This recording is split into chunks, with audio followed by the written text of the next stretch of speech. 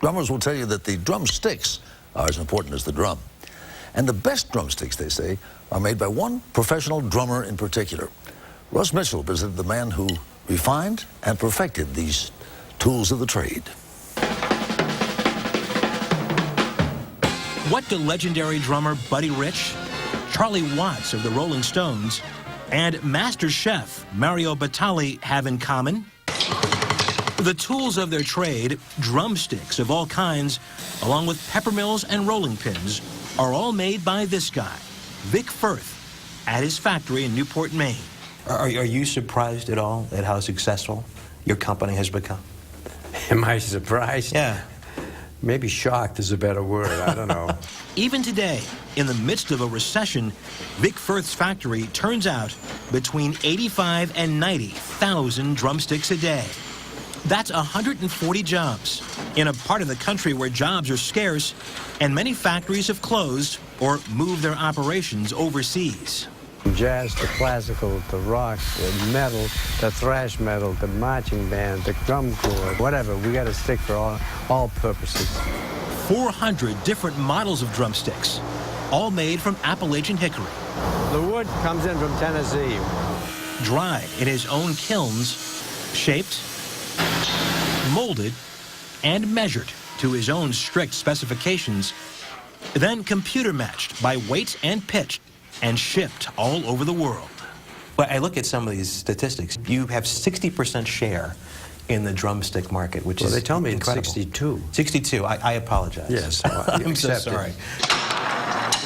Vic, from a business standpoint, what's the secret to your success? Quality, innovation, new products. Not to mention drive, along with discipline, determination, and a love of music, particularly drumming. That was there right from the start. Had your own band, right? Had my own band. As a I had a teenager? 14-piece, 15-piece band. Oh, my goodness. By 21, Vic Firth had earned a spot in the prestigious Boston Symphony Orchestra. A spot he held as principal timpanist for 50 years. You know, when I go back into Symphony Hall, it's like the temple of music for me.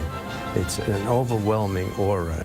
How are you, Tim, man? Good to see you. Today, at age 77, Vic Firth is retired from the orchestra, but he's still greeted as a rock star when he visits Symphony Hall. Larry Wolf plays bass. What makes him so beloved in this building? Constancy, consistency, musicianship. He may be an extraordinary businessman, a manufacturer, you know, a captain of industry, but it's his musical and personal presence at all times that has earned my respect, undying respect. He was always a pussycat. It was behind those big timpani drums that Vic Firth came up with the idea of making a better drumstick. The sticks that I could buy commercially really didn't measure up to do what I had to do. So he began making and selling drumsticks from his basement at home. Then one day, I dropped a bunch of sticks on the cement floor one day, and I heard all these different pitches. And the rest, as they say, The tagline is the perfect pair. What makes these the perfect pair? Moisture content, weight, density, pitch are identical between these two pieces of wood. 50 years later, he's still innovating. Remember those pepper mills we mentioned earlier? That's a signature pepper mill of Mario Batali. And he said he wanted an orange pepper mill, and I said it'll never sell. It's one of the best sellers we have. It matches my Crocs, it matches many of my sweatshirts and t-shirts. I don't think I'll ever beat the drumstick business, but in the pepper mill business, I'm right up there with Led Zeppelin. Has the economy affected your business at all, the bad economy?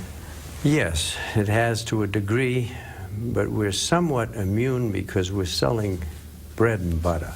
If you can't afford a new drum set, you can buy drumsticks. A lesson in stick-to-itiveness from Vic Firth.